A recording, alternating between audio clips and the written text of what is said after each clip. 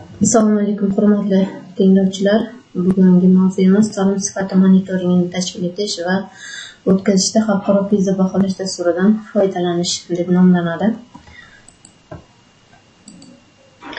Xalqaro baholash dasturlarining ahamiyati nimada? So'nggi yillarda mamlakatimizda amalga oshirilayotgan keng ko'lamdagi islohotlar natijasida ulkan iqtisodiy o'sish ko'rsatkichlariga erishildi. Xususan malakali kadrlar va yetuk mutaxassislarga bo'lgan talabni yanada oshirdi.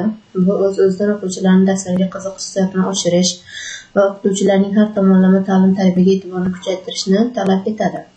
Yuqoridagi talablarning ta'lim tizimi uchun juda muhim ekanligi, aksariyat xorijiy davlatlardagi kabi ta'lim va fan sohalari rivojlanishini baholash va monitoring qilish orqali ta'lim sifatini oshirishga qaratilgan ilg'or tajribalarni sohaga jalb etish kerakligi anglatadi.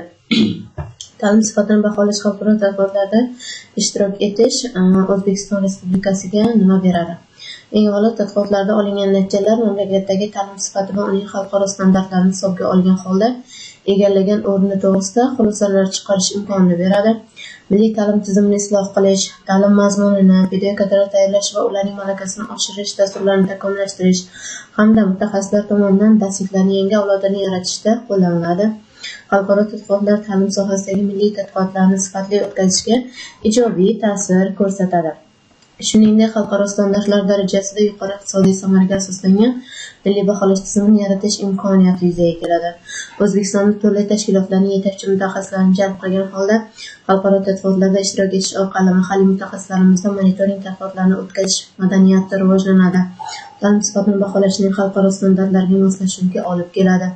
Milliy ta'lim sifatini baholashdagi nazorat materiallarini xalqaro tadqiqotlarda qo'llaniladigan nazorat materiallari sifat darajasida ishlab chiqish imkoniyati yuzaga keladi.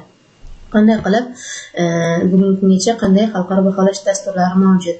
Ular PISA, PIRLS, Times, IQIS va bir qancha o'sha xalqaro baholash tadqiqotlari hisoblanadi. PISA xalqaro baholash tadqiqoti o'quvchilarning ta'lim yutuqlarini baholash dasturi hisoblanadi. PIRLS esa matnni o'qish va tushunish darajasini aniqlovchi xalqaro tadqiqot. Times maktabda matematika va aniq fanlar sifatini tadqiq qiluvchi xalqaro monitoring bo'lsa, IQIS esa kompyuter va axborot savodxonligi bo'yicha xalqaro tadqiqot hisoblanadi. PISA xalqaro baholash tadqiqoti haqida to'xtalib o'tadigan bo'lsak, bu turli davlatlarda 15 yoshli o'quvchilarning savodxonligini, ya'ni o'qish, matematika va tabiiy fanlar sohalarida hamda bilimlarni amaliyotga qo'yish qobiliyatini baholovchi dastur. Ushbu dastur har 3 yilda bir marta o'tkaziladi. Ilk bora 1997-yilda ishlab chiqilgan va 2000-yilda birinchi marta qo'llanilgan. PISA testlari maktab o'quvchilarining haqiqiy hayotda kerak bo'ladigan hodisalarni tahlil qilish, ulardan xulosa chiqarish va muloqotga kirishish ko'nikmalarini qay darajada egallayotganligini, ta'lim tizimining bu o'zgarishlarga qanchalik moslashayotganini aniqlash maqsadida o'tkaziladi. Ushbu dastur yuqorida ham aytib o'tdik, 97-yilda ishlab chiqilgan, birinchi marta 2000-yilda qo'llanilgan. Har 3 yilda bitta fan yo'nalishiga afzallik berilib, jami testlar majmuasining deyarli 50% shu fan sohasiga mansub bo'ladi. Ishtirokchi davlatlar soni kundan kunga xalqaro baholash dasturi PISAda davlatlar soni tobora o'sib borayotganligini ushbu ko'rsatkichlarda ham ko'rishimiz mumkin. 2000-yilda 32 ta davlat ishtirok etgan bo'lsa, 2018-yilga esa ushbu davlatlarning soni 78 taga yetganini ko'rishimiz mumkin. PISAda o'quvchilarning bilim sifatini monitoringi 5 ta yo'nalish bo'yicha aniqlanadi. Ular o'qish savodxonligi, matematik savodxonlik, tabiiy ilmiy savodxonlik, kompyuter savodxonligi va moliyaviy savodxonlikni o'z ichiga oladi. O'zbekiston 2021-yilda 3 ta yo'nalish bo'yicha ishtirok etgan. PISA testlari 5 ta yo'nalish bo'yicha o'qish, matematika, tabiiy fanlar, hamkorlikda muammolarni hal qilish va moliyaviy savodxonlik kabi yo'nalishlarni o'z ichiga oladi. Testlarda asosiy e'tibor o'quvchilarning mazkur yo'nalishlar bo'yicha eng asosiy tushunchalarni bilishi, bazaviy bilim va ko'nikmalarini egallagani, ulardan hayotiy vaziyatlarda foydalana olishiga qaratilgan ko'nikmalari baholanadi.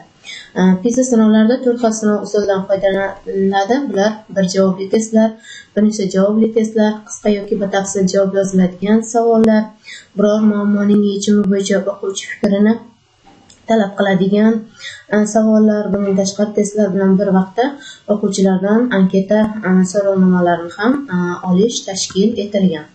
2015-yilda o'tkazilgan tadqiqot bo'yicha o'qish savodxonligiga urg'u berilgan va bu o'sha jadvalimizdan ko'rishimiz mumkinki, bunda Singapur mamlakati birinchi o'rinni egallagan va 535 ball bilan. 2015-yilda o'tkazilgan matematik savodxonligi yo'nalishi bo'yicha ham aynan Singapur 564 ball bilan yana birinchilikni egallagan. Tabiiy ilmiy savodxonlikda ham Singapur mamlakati 556 ball bilan bu yo'nalishda ham birinchi o'rinni egallaganini ko'rishimiz mumkin. Xo'p, o'qish savodxonligi nima? Insonning matn shaklida berilgan ma'lumotlarni tushuna olishi va ularga reaksiya bera olish ko'nikmasi, jamiyat hayotida faol qatnashish, jarayonda o'qigan ma'lumotlardan o'z maqsadlari yo'lida foydalana olish, bilim va imkoniyatlarni oshira olish layoqati hisoblanadi o'qish savodxonligi. Matematik savodxonligiga urg'u berar ekanmiz, insonning matematikaning o'zi yashayotgan olamdagi o'rnini bilishi, matematik jarayonlarni to'g'ri va to'liq asoslay olishini tekshiradi. Shaxsning matematikadan yaratuvchan, qiziquvchan va fikrlovchi insonning hozirgi va kelajakdagi matematik bilimlarga bo'lgan ehtiyojini qondira oladigan darajada foydalana olishini ta'minlash bu bo'limning asosiy maqsadi hisoblanadi. Tabiiy ilmiy savodxonlik esa hayotiy hodisalarda ilmiy usulda hal qilinishi mumkin bo'lgan muammolarni aniqlash, kuzatuv va tajribalar asosida xulosalar chiqarish kompetensiyasi. Bu xulosalar atrofimizdagi olamni tushunish va inson faoliyati natijasida unda sodir bo'layotgan o'zgarishlarni anglab yetish, shunga ko'ra kerakli qarorlar qabul qila olish ko'nikmasini rivojlantirish bu bo'limning asosiy xususiyati hisoblanadi. Xalqaro baholash dasturlari tadqiqotlarga tayyorgarlik ko'rish yuzasidan kelgusi vazifalarga to'xtalib o'tadigan bo'lsak, o'qish, ona tili, matematika va tabiiy fanlar o'qitishda zamonaviy pedagogik texnologiyalar, interaktiv metodlardan samarali foydalanish, tabiiy fanlarni o'qitish jarayonida fanlararo integratsiyani kuchaytirish, fanni turli sohalarga va hayotiy jarayonlarga bog'lab o'qitish, fizika, kimyo va biologiya fanlaridan amaliy mashg'ulotlarni yanada samaraliroq tashkil etish, sinfdan tashqari fan to'garaklarda o'quvchilarning kognitivlik va kreativlik xususiyatlarini rivojlantirishga yo'naltirilgan mavzularda mashg'ulotlarni olib borish keyingi ustuvor vazifalarimizdan hisoblanadi. Shu bilan bugungi taqdimotimiz o'z yakuniga yetdi. E'tiboringiz uchun rahmat. Xayr, salomat bo'ling.